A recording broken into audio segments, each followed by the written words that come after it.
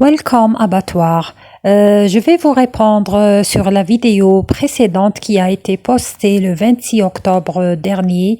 La vidéo était sur une tuberculose localisée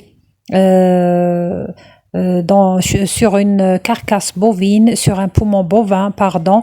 Alors, la question était quelle serait la conduite à tenir. Alors, je vais vous répondre. La conduite à tenir, c'est une saisie partielle, c'est-à-dire les poumons et le cœur. N'oubliez pas le cœur, car il est drainé par les ganglions pulmonaires et aussi il est tout près, il est collé au poumon.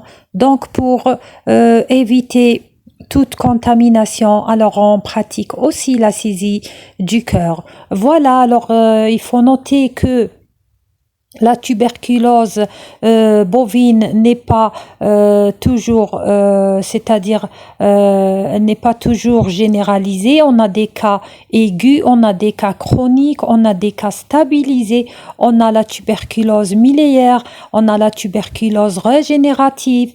Alors, la saisie, elle se fait selon le stade de la maladie et selon l'évolution et selon l'étendue des lésions et aussi les ganglions. Et il faut pas oublier, c'est très important d'inspecter les ganglions pulmonaires ainsi que les ganglions de la porte d'entrée, manubriale, etc.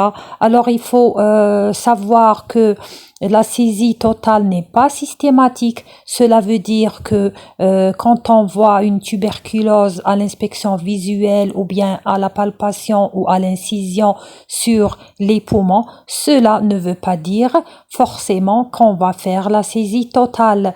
N'oubliez pas n'oubliez pas que la saisie totale, elle va engendrer une grande perte économique pour le propriétaire. Donc, avant de prendre la décision, il faut bien réfléchir, il faut bien examiner la carcasse et les ganglions. Il faut aussi bien connaître la maladie et son évolution.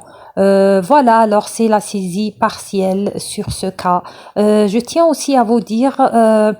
sur mes vidéos, j'ai remarqué sur les commentaires, alors j'ai remarqué que certains commentaires me font des copier-coller à partir de Google et de l'intelligence artificielle. Alors moi, j'aimerais bien que les commentaires seraient après une réflexion, après avoir fait des recherches. Si vous n'êtes pas d'accord sur quoi que ce soit, alors essayez de faire des recherches avant de commenter et de me faire des copier-coller, car moi, avant de poster mes vidéos, je fais des recherches pour ne pas vous induire en erreur. Voilà, je suis très contente que mes vidéos aident beaucoup de vétérinaires nouveaux dans leur travail. Je suis très contente de lire vos commentaires et je vais essayer de faire de mon mieux dans les prochaines vidéos. Je vais vous poster, Inch'Allah, plusieurs vidéos sur d'autres cas que je vais rencontrer à l'abattoir, sur des lésions d'organes, sur d'autres maladies. Alors, restez branchés. Voilà, merci beaucoup et à la prochaine vidéo.